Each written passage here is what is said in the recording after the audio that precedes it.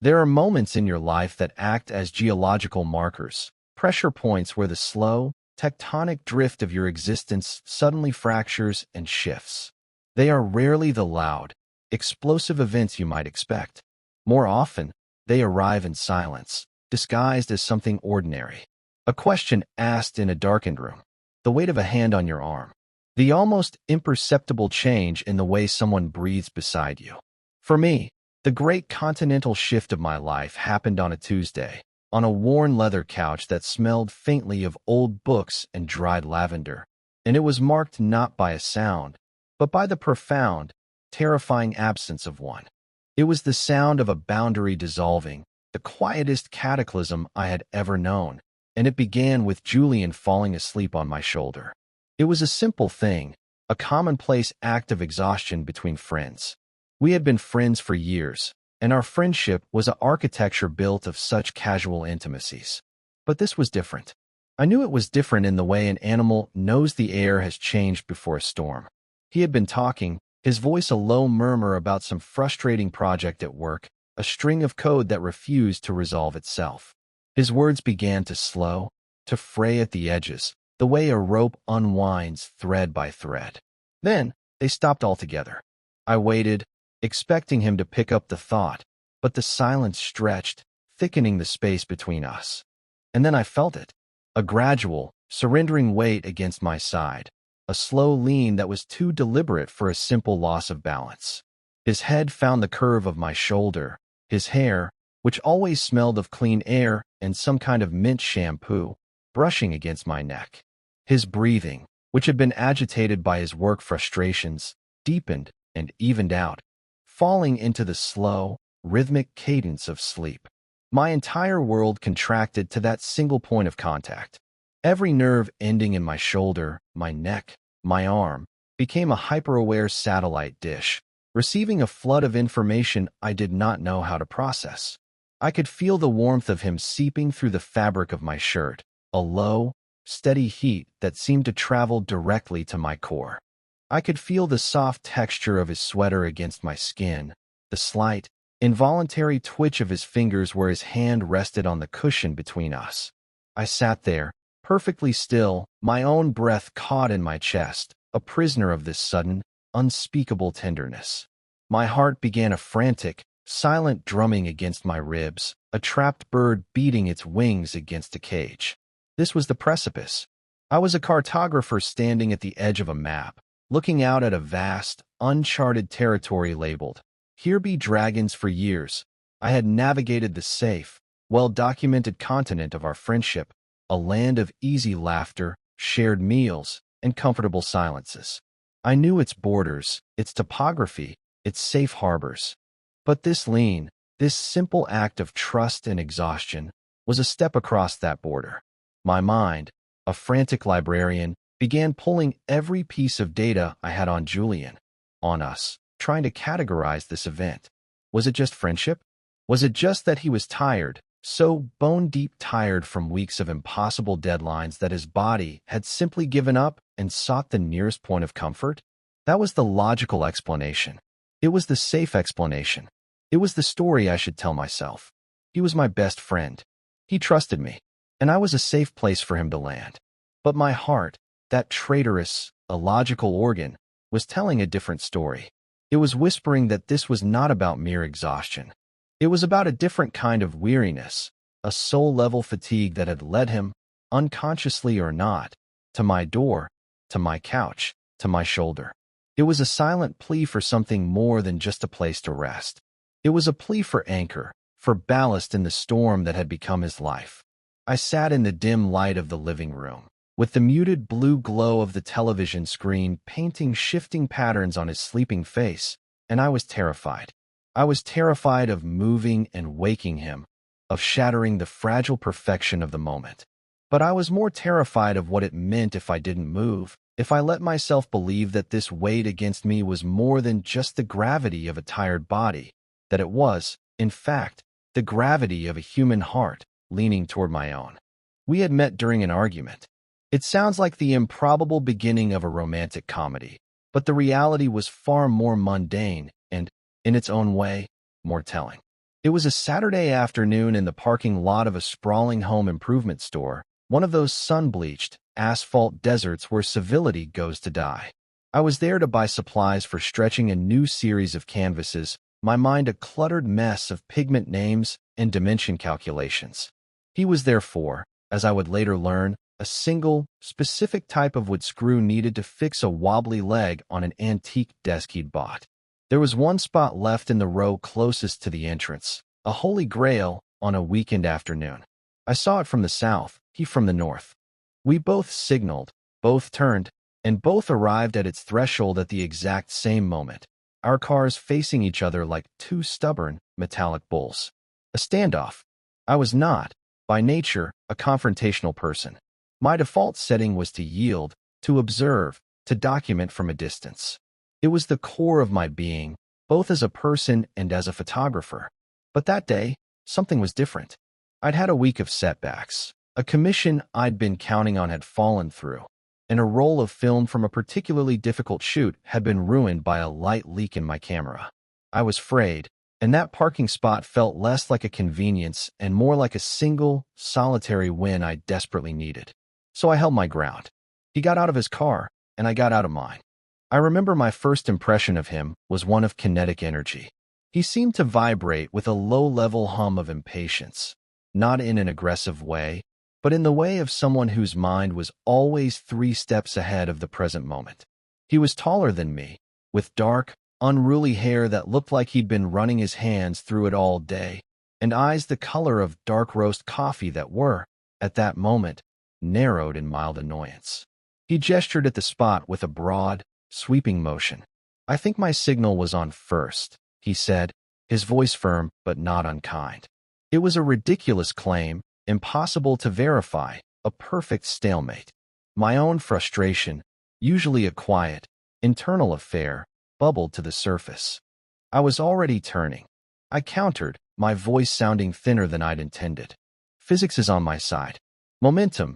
He actually blinked at that, a flicker of surprise breaking through his annoyance. A corner of his mouth twitched. "Physics? Are we really debating Newtonian mechanics over a parking spot?" I felt a flush of embarrassment, but I doubled down. "It's a valid point. I had established a clear trajectory." He stared at me for a long moment, and I braced myself for another round of pointless bickering. I prepared my next argument, something about angles of approach. But instead of arguing, he threw his head back and laughed. It was not a small laugh. It was a full, uninhibited, booming sound that echoed across the asphalt and seemed to startle a nearby flock of pigeons into flight. It was so unexpected, so genuine, that it completely disarmed me. My own carefully constructed wall of frustration crumbled. I found myself smiling, then chuckling, and then we were just 2 strangers, standing between our cars, laughing in a crowded parking lot over nothing at all. "Okay," he said, wiping a tear of mirth from the corner of his eye. "Okay, Isaac Newton. You win. The spot is yours. Your trajectory was unimpeachable." He gave a theatrical bow, and I felt my entire week of misery and stress simply evaporate. "Thank you," I said, still grinning. "I'll name a canvas after you." He looked at me, his expression shifting from amusement to genuine curiosity. "You're an artist?" I nodded. "A photographer, mostly, Julian," he said, extending a hand. "And I'm a software consultant, which is about as far from an artist as you can get." We shook hands, and in that moment, the argument, the parking spot, the entire frustrating day ceased to matter. We ended up walking into the store together, and what should have been a 10-minute errand turned into a 2-hour conversation that wound through aisles of lumber, plumbing fixtures, and garden gnomes. We talked about everything and nothing. His frustrating desk, my frustrating camera, our shared love for old movies, our mutual dislike of cilantro. By the time we left, my canvases and his would screw completely forgotten. It felt less like I had met a stranger and more like I had reconnected with a piece of my own life that had somehow gone missing. Our friendship grew from that absurd beginning like a vine, fast and strong and wrapping itself around the structures of our separate lives until they were inextricably linked. Julian was the external force to my internal world. Where I was quiet, he was conversation. Where I would hesitate, he would act.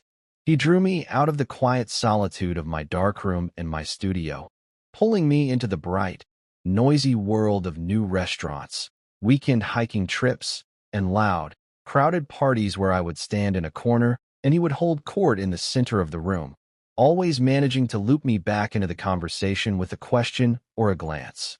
In return, I offered him a harbor. My apartment became his sanctuary from the relentless logic and high-pressure demands of his job. He would come over after a grueling week, collapse onto my couch, and I would put on a record or an old film, and we would just exist in a comfortable silence that he claimed was impossible to find anywhere else. He called it decompressing, I called it breathing. He was fascinated by my work, by the slow, deliberate alchemy of the darkroom. He would watch, mesmerized, as an image slowly emerged from the chemical bath, a ghost taking form on paper. "It's like magic," he'd whisper, his voice full of a reverence I rarely heard from him. "You're literally capturing a second of time and holding it in your hands." He didn't see it as just a technical process. He saw the poetry in it, and for that, I felt a depth of gratitude that was difficult to articulate.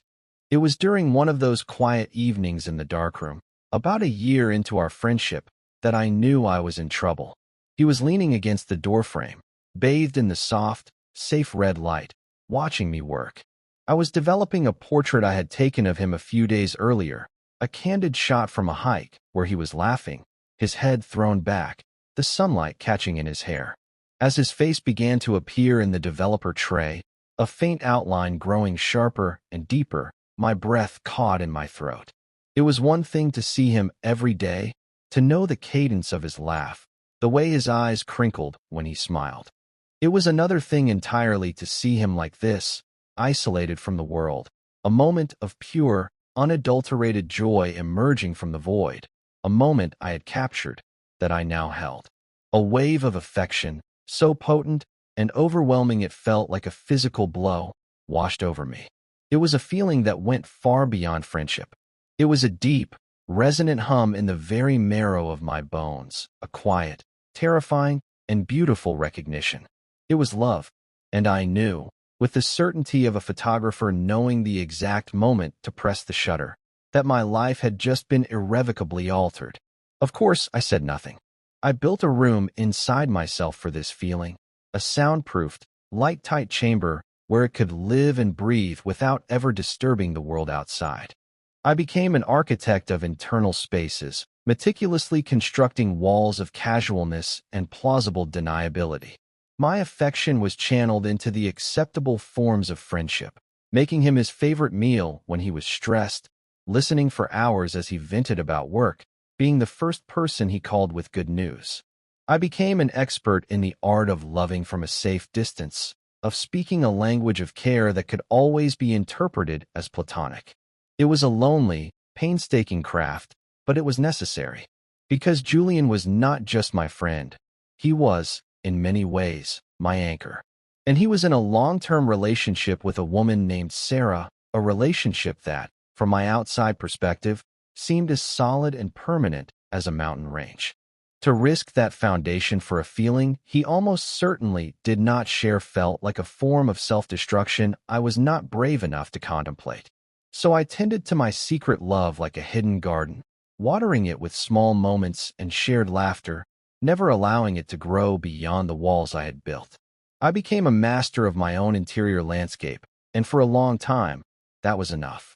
The first crack in that carefully constructed world, the first tremor that threatened the foundation of everything, came in the form of a late-night phone call. It was just after 2 a.m, a time when calls are never good news. I answered, my heart already pounding with a nameless dread, to the sound of Julian's voice, thick and broken. "She's gone, Leo.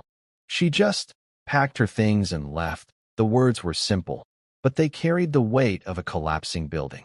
Sarah, his girlfriend of 5 years, was gone. The mountain range had suddenly crumbled into dust. I didn't ask questions. I just said, "Where are you?" He was parked a block away from his own apartment, the one he had shared with her, unable to go back inside. "Stay there," I told him. "I'm coming." I found him sitting in his car, staring blankly through the windshield at nothing. The usual light in his eyes was gone, replaced by a hollow, bewildered darkness. I got into the passenger seat, and for a long time, we just sat in silence. Finally, he spoke, his voice a raw whisper. She said she felt more like a roommate than a partner. That I was distant, always working, always in my own head. He turned to look at me, his expression one of profound confusion. Am I distant, Leo? It was a question loaded with years of unspoken history, and I didn't know how to answer it honestly. Yes, he could be distant. He retreated into the logical fortress of his mind when things became too emotionally complex. He expressed himself through action and problem solving, not through words of feeling. He was a man who would fix your leaky faucet, but would struggle to ask you how your heart was doing.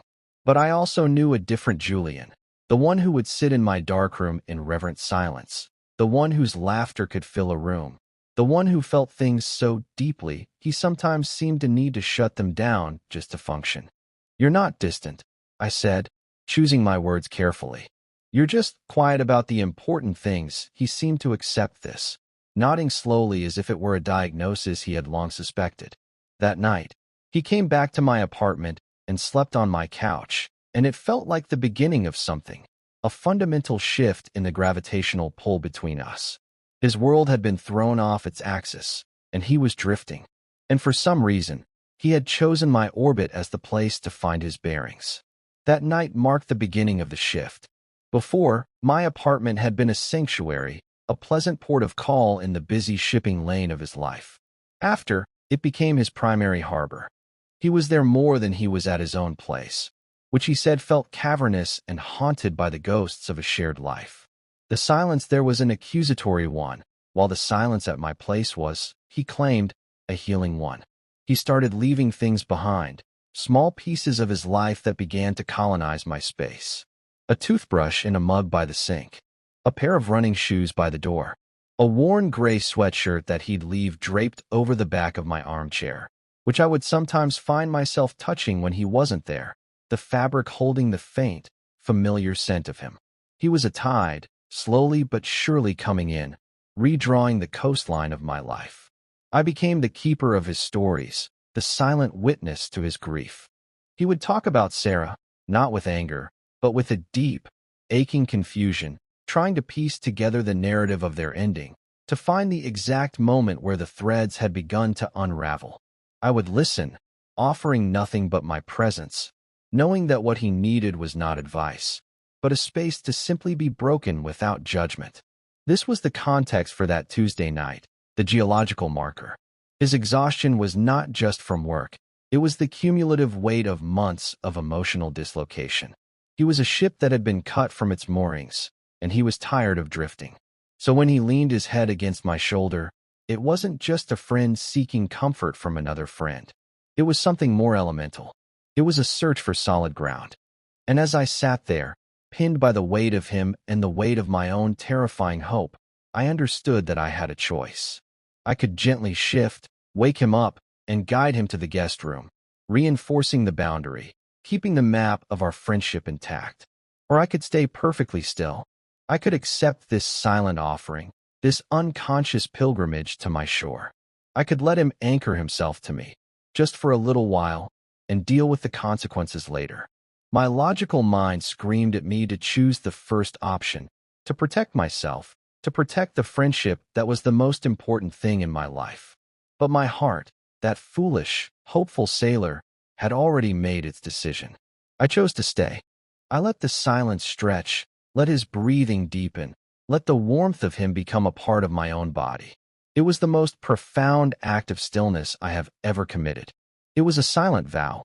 I will be your harbor. I will be your quiet. I will be your solid ground. I sat there for over an hour, my muscles aching, my arm going numb, until the blue light of the television faded to black. And in that darkness, with the weight of my best friend, the man I secretly loved, asleep on my shoulder, I felt a sense of peace so deep and terrifying it almost broke me. The continent had shifted, and I was living in a new world. I just didn't know the rules of this new world yet. That night became the blueprint for a new, unspoken ritual. It was never discussed, never planned. It simply began to happen. A few nights later, we were watching another movie, and midway through, he shifted on the couch, creating a small space beside me. He didn't say anything, but the invitation was clear.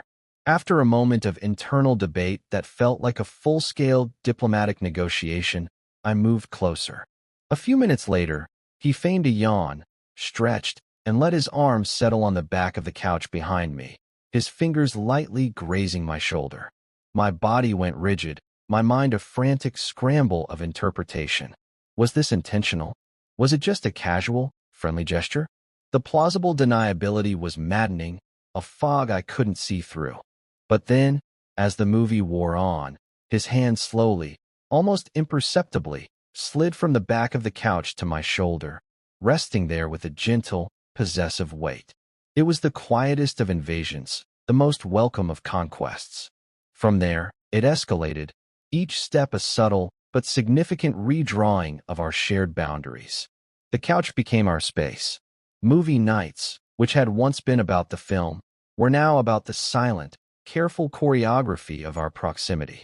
The goal was always the same: to end up in some configuration of contact, a leg pressed against mine, his head on my shoulder, or, on nights when he was particularly worn down, his head in my lap, his face turned away from me as I would rest my hand, after a long, hesitant moment, on his back.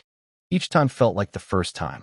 Each touch was a fresh shock to my system, a jolt of electricity that left me both buzzing with a secret, incandescent joy and paralyzed with a deep, gnawing anxiety. I was living in a state of sustained, high-stakes ambiguity. I was a cryptographer trying to decode a language that was being spoken without words, a series of gestures that could mean everything or nothing at all. Was he using me for comfort, a stand-in for the intimacy he had lost? Or was this something else? Was he, in his own quiet, fumbling way, trying to tell me something he didn't have the words for? I replayed every moment, every touch, every shared silence, examining them from every angle like a photographer studying a contact sheet, searching for the one true image, the one definitive frame that would reveal the truth. But the truth remained elusive, shimmering just out of reach, a perfect, maddening blur. The ritual soon moved from the living room to the bedroom. It began, as all these things did, with a plausible excuse. It was a cold night, and he complained that the draft in my living room made it impossible to get comfortable on the couch. "My place is a morgue," he'd said, shivering theatrically, "and your couch is an ice floe. I'm going to freeze to death." I had a perfectly good guest room, with a comfortable bed and extra blankets. The logical, friendly thing to do was to point him in that direction. But I didn't. The words caught in my throat. He saw my hesitation, and his expression softened. "Hey," he said, his voice low. "It's weird, I know. It's a big bed, right? I'll stay on my side. Promise. It's just warmer." And there it was again. The plausible deniability. It wasn't about intimacy. It was about temperature. It wasn't about wanting to be close to me. It was about escaping the cold. It was a perfectly constructed excuse that allowed us both to pretend this was nothing more than a practical solution to a simple problem. So I agreed. I said, "Sure," my voice a strained whisper, and my heart felt like it was going to beat its way out of my chest. That first night was an exercise in exquisite torture. My bed, which had always felt like a vast, empty space, was suddenly a tiny raft in the middle of a vast ocean. I was acutely aware of every inch of his body, even with a foot of carefully maintained distance between us. I could hear him breathe. I could feel the subtle shift of the mattress when he turned over. I could smell the clean, minty scent of his hair on the pillow next to mine. I lay on my back, staring up at the ceiling, my body as rigid as a statue, every muscle tensed. I was so afraid of moving, of accidentally brushing against him, of doing anything that might shatter the fragile, unspoken treaty we had established.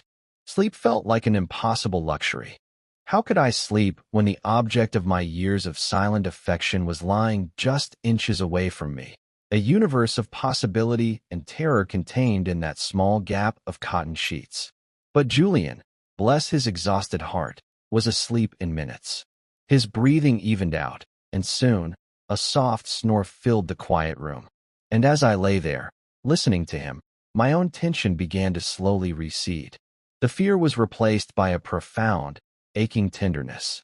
He felt safe here. He felt safe enough with me to fall asleep, to be vulnerable, to let his guard down completely. And in that realization, I found a strange kind of peace. I was his safe harbor. Even if that was all I would ever be, it was something. It was more than I had ever allowed myself to hope for.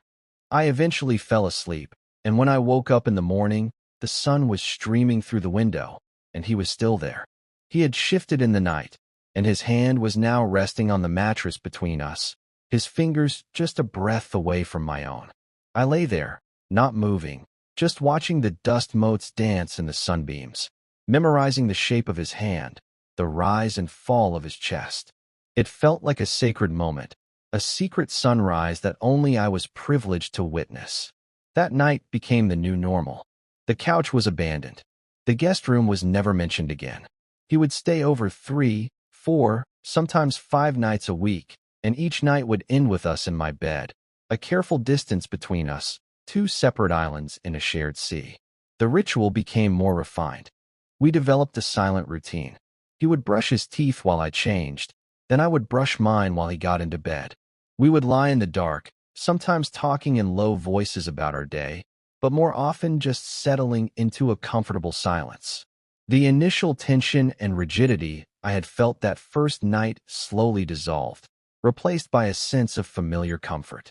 The space between us began to shrink, incrementally, night by night. A foot would accidentally touch a foot and not immediately pull away. He would turn in his sleep and his arm would drape across my back for a moment before he shifted again. Each tiny, accidental breach of the border was a seismic event in my internal world, a new piece of data to be analyzed and cataloged. I began to think of our nights in photographic terms. It was like a long exposure shot in a darkroom. We were 2 subjects, seemingly still, but over time, our movements, our unconscious drifts toward each other, were creating a new image.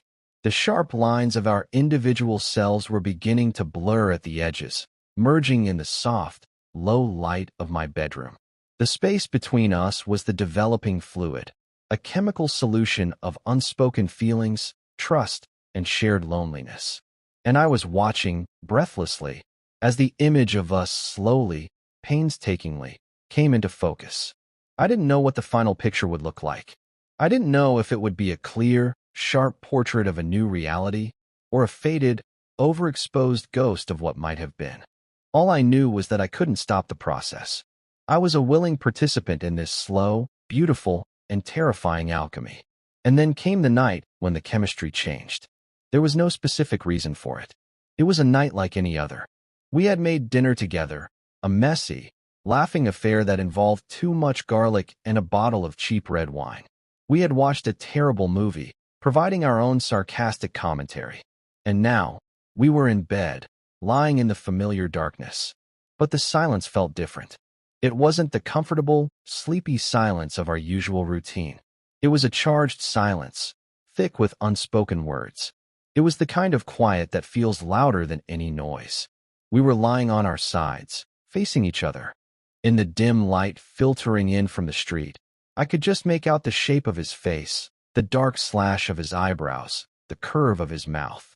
His eyes were open, and I knew he was looking at me. I could feel his gaze like a physical touch. My heart started its familiar, frantic rhythm. This felt like a tipping point, a fulcrum. The long, slow climb of the roller coaster was over, and we were perched at the very top, in the breathless, weightless moment just before the fall. The air was thin up here. I could barely breathe. Minutes passed. It could have been seconds, or it could have been hours. Time had ceased to function normally. There was only the darkness, the silence, and the intensity of his gaze. I wanted to say something, to break the tension, to retreat to the safety of our usual casual banter. But the words wouldn't come. I was paralyzed, caught in the tractor beam of this moment. I knew, with a certainty that chilled me to the bone, that whatever happened next would be irreversible. The photograph was about to be fully developed. The exposure was complete. He broke the silence. His voice, when it came, was a barely audible whisper, a rustle of leaves in the still night air. Leo. Just my name. But the way he said it was different. It wasn't a question or a statement. It was a plea. It held all the confusion and weariness and unspoken yearning of the past few months. It was the sound of a man standing at the edge of a cliff, asking if it was safe to jump. I could only manage a whisper in return. Yeah. The silence descended again, but this time it was different. It was the silence of anticipation. I could feel him gathering his courage, wrestling with a decision. I watched as he lifted a hand, slowly, tentatively, as if moving through water. He brought it to my face, his fingers gently tracing the line of my jaw. His touch was feather-light, but it sent a tremor through my entire body. It was not the accidental, sleepy touch of our previous nights. This was deliberate. This was intentional. This was a question being asked without words. His thumb brushed against my bottom lip, and I stopped breathing altogether. His eyes searched mine in the darkness, and I could see a universe of fear and hope and uncertainty swirling in their depths. And then he spoke again, his voice even quieter than before, a fragile, breakable thing. Would it be okay? 2 words. Just 2 words, but they were the most profound and devastating words I had ever heard. Would it be okay? Not a demand, not a confident advance, but a question, a request for permission, an acknowledgement of the boundary we were about to cross, and a gesture of profound respect for my part in that crossing. He was giving me the choice. He was giving me the power to keep the world as it was, or to let it change forever. In that moment, all my fear, all my anxiety, all the years of carefully guarded feelings, they all just dissolved. They were replaced by a wave of love so powerful it felt like it was going to tear me apart. He was scared. He was just as scared as I was. And he was still willing to be this vulnerable, to lay his heart bare in a whispered question. I didn't trust myself to speak, so I just nodded. A small, almost imperceptible movement, but in the charged space between us, it was a shout. It was a yes. It was a please. It was a finally. A small, shaky breath escaped his lips, a sigh of what sounded like relief. He leaned in slowly, giving me every opportunity to pull away, to change my mind. But I didn't move. I met him halfway, and then his lips touched mine. It was not a passionate, cinematic kiss. It was hesitant and soft and breathtakingly gentle. It was a kiss of discovery, a tentative exploration of a new world. It was a question and an answer all at once. It tasted of red wine and mint toothpaste and months of unspoken longing. It was the quietest cataclysm, the softest explosion, the most beautiful and terrifying moment of my life. The photograph was finished, and it was sharper, clearer, and more beautiful than I could have ever dared to imagine. We had crossed the border, and there was no going back. The aftermath of a cataclysm is never as clear as the event itself. When I woke the next morning, the first thing I noticed was the silence. It was a different kind of silence than the ones we had shared before. It was an empty silence. The space beside me in the bed was cold. Julian was gone. There was no note, no sign that he had been there at all, except for the faint indentation on the pillow next to mine and the lingering scent of him that clung to the sheets. A cold, heavy dread began to pool in the pit of my stomach. I told myself there were 100 logical reasons for him to be gone. He had an early meeting. He didn't want to wake me. He had to run home to grab something before work. My mind dutifully supplied these rationalizations, but my heart wasn't buying any of them. The emptiness of the apartment felt deliberate. It felt like a statement. It felt like a retreat.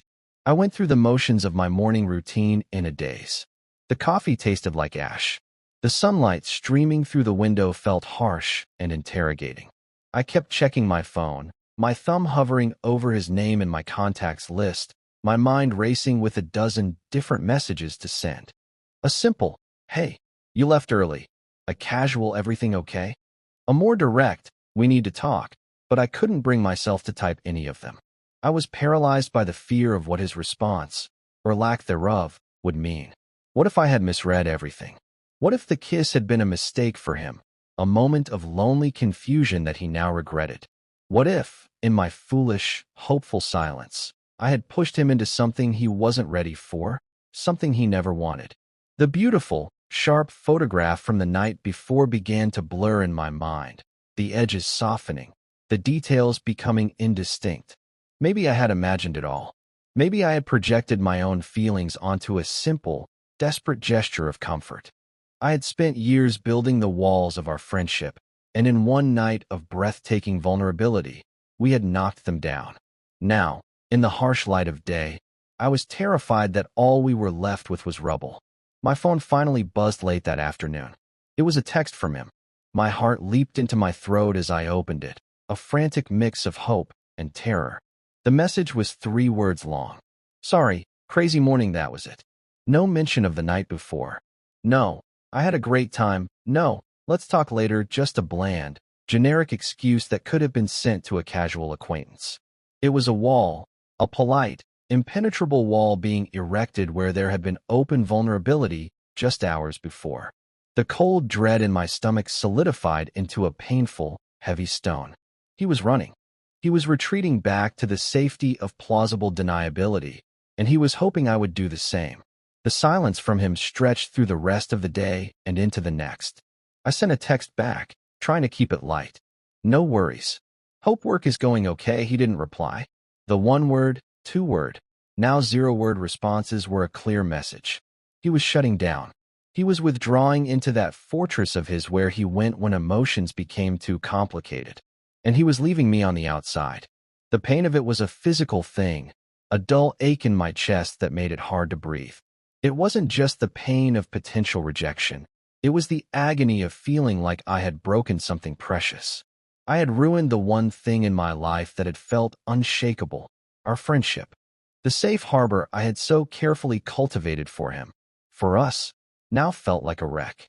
I spent 2 days in a state of suspended animation, moving through my apartment like a ghost, replaying the kiss, his question, his touch, over and over again. I tortured myself with alternate scenarios. What if I had said no? What if I had just kept things as they were, in that comfortable, aching ambiguity? At least then I would still have him. I would have the quiet nights, the shared meals, the easy laughter. Now, I had nothing but a deafening silence and the ghost of a kiss. The uncertainty was eating me alive. I felt like one of my own photographs, submerged in a chemical bath of anxiety, waiting to see if the image of my future would develop or simply fade to black. On the 3rd day, I couldn't take it anymore. The silence was worse than any angry confrontation or awkward conversation could possibly be. I knew I had to do something. I had to break the stalemate. I had to know, one way or the other, what that kiss had meant to him. If I had destroyed our friendship, I at least deserved to know it for certain, to see the wreckage up close instead of imagining it from afar. I grabbed my keys, my hands shaking slightly, and I drove to his apartment. I had no plan, no speech prepared. I was operating on pure, desperate instinct. I was a man walking into a storm without a coat, knowing I was going to get soaked, but unable to bear the waiting any longer. His apartment building was quiet, the hallway smelling of stale air and disinfectant. I stood outside his door for a long moment, my heart hammering against my ribs. This was it. This was the moment of truth. I raised my hand and knocked, the sound echoing in the silent hall like a gunshot. It took him a long time to answer. I could hear movement inside, a shuffling sound, and I almost lost my nerve and turned to leave. But then the locks turned, and the door opened a crack. He stood there, looking worse than I had ever seen him. He was still in the clothes he'd worn 2 days ago. His hair was a mess, and the dark circles under his eyes spoke of sleepless nights. He looked haunted.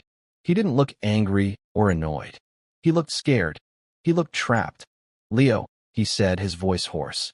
He didn't open the door any wider. He was a barrier, a human shield between me and the inside of his life. "Can I come in?" I asked, my own voice steadier than I felt. He hesitated, his eyes flicking away from mine, looking down the hall as if hoping for an escape. But there was nowhere to go. Finally, with a sigh that sounded like it was pulled from the depths of his soul, he stepped back and let me in. His apartment was a reflection of his mental state. It was chaos. Takeout containers were stacked on the coffee table, clothes were strewn over the furniture, and the air was thick and stagnant.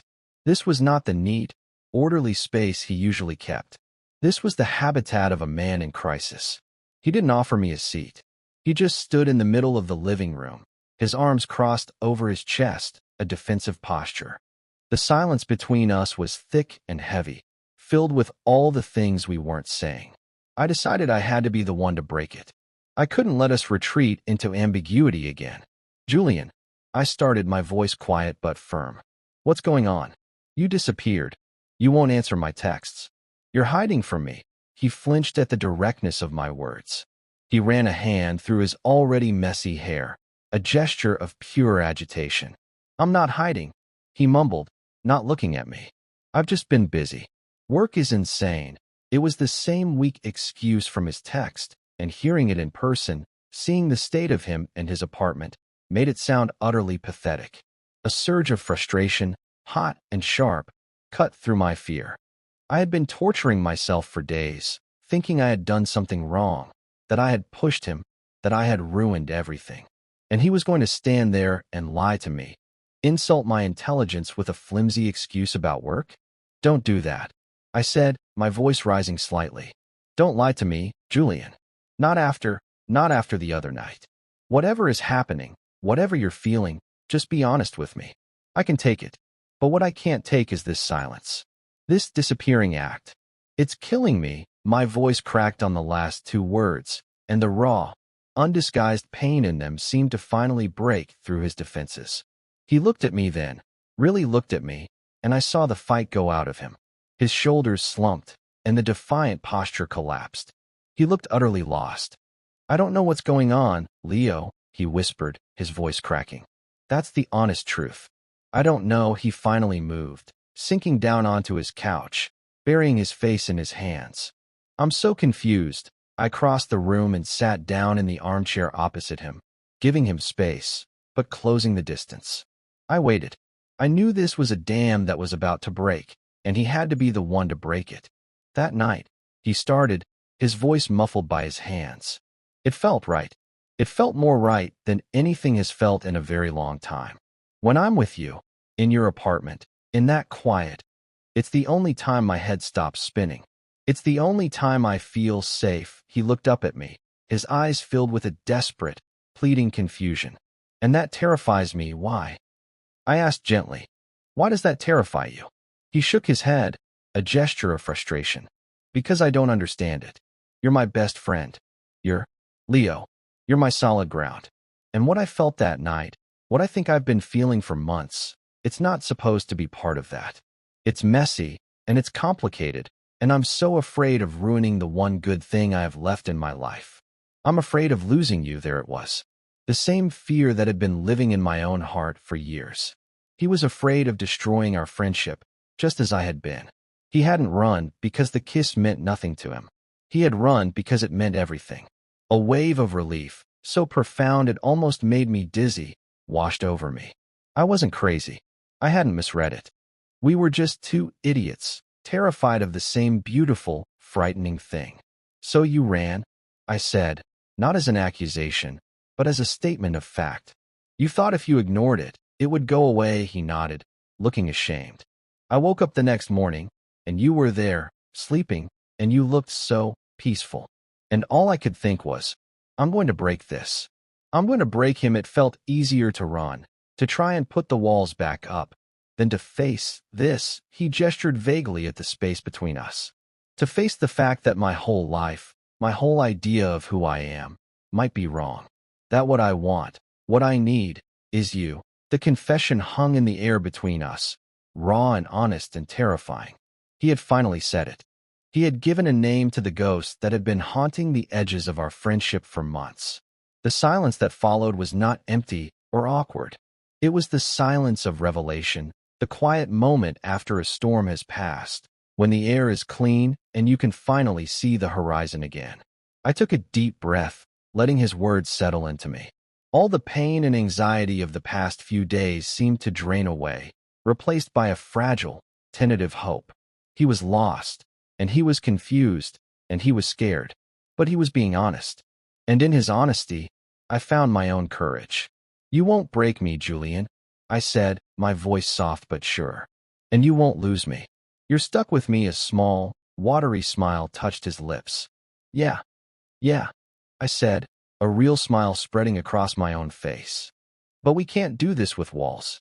We can't do this with you running away every time it gets real.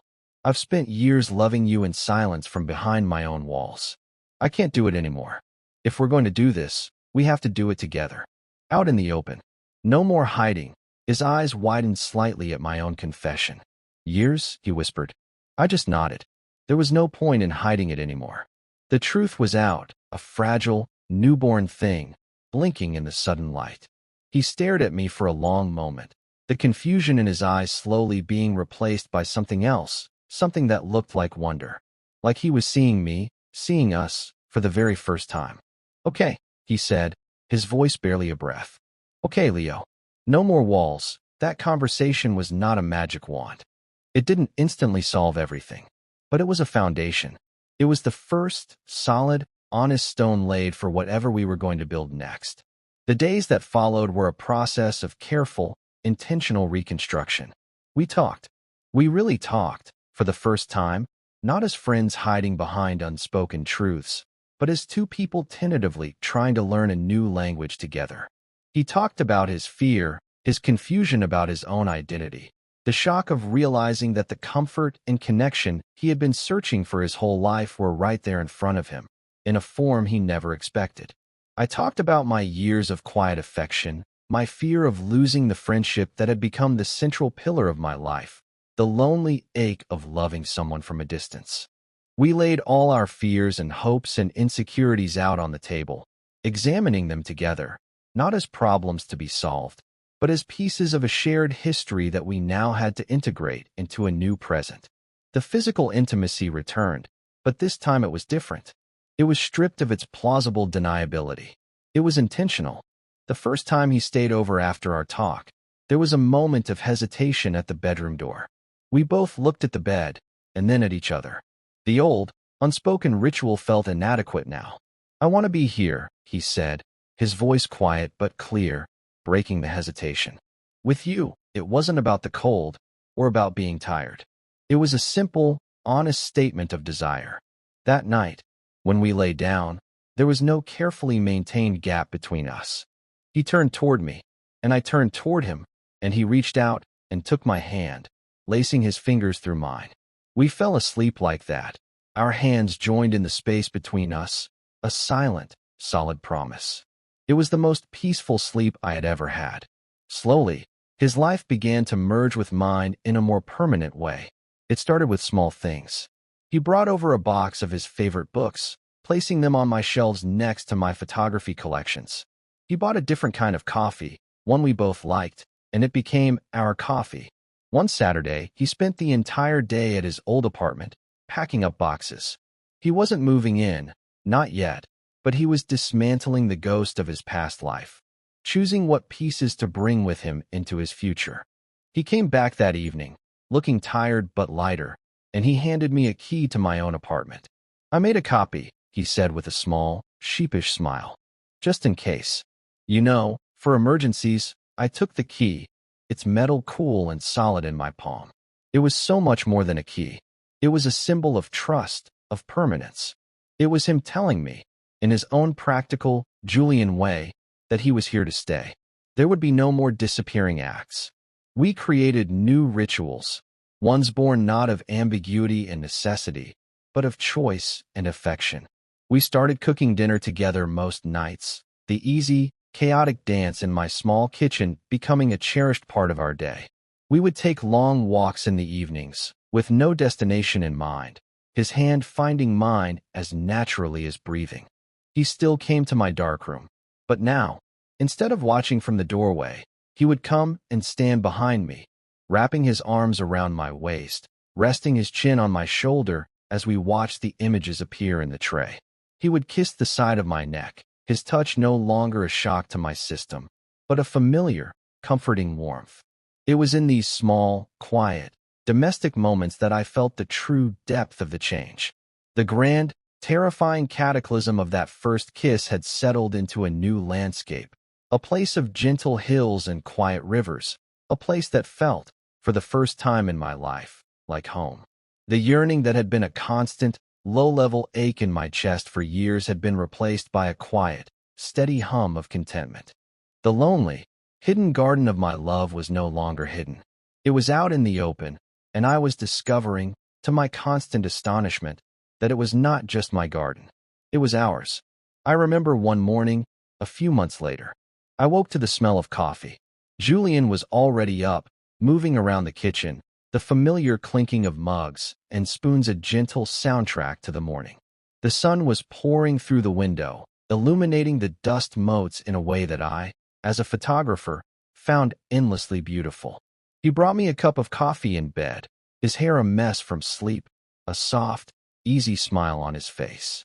He sat on the edge of the bed, and we drank our coffee in a comfortable silence, watching the day begin. There were no grand declarations of love, no dramatic pronouncements. There didn't need to be. The love was in the coffee. It was in the shared silence. It was in the easy, unthinking way he reached out and brushed a stray piece of hair off my forehead. It was in the quiet certainty that we would wake up like this again tomorrow. It's strange to think that it all started with an argument over a parking spot, a moment of petty frustration between two strangers. Life is a series of these seemingly random collisions, these improbable intersections of trajectory. You can't predict them. You can't plan for them. All you can do is be open to the possibility that the person you are arguing with today might be the person who will be bringing you coffee in bed tomorrow. You have to be brave enough to step out of your car, to engage, to allow yourself to be disarmed by a sudden, unexpected laugh. You have to be brave enough to sit in the terrifying stillness when someone leans on you for support. You have to be brave enough to ask, would it be okay? And you have to be brave enough to say yes. We never defined what we were in those early days, not with labels like boyfriends or partners. The words felt too small, too inadequate for the quiet, profound thing we were building. What we had was something that existed in the spaces between words, in the shared glances, the easy silences, the comforting weight of a hand in the dark. We were simply Leo and Julian. We were a safe harbor. We were a quiet morning. We were two continents that had crashed into each other and, in the aftermath, had created a new, more beautiful landscape. We began to heal, not just from our own past hurts, but we began to heal each other in the beautiful, honest silence we had finally learned how to create together. And for the first time, the future didn't feel like an uncharted territory filled with dragons. It felt like coming home.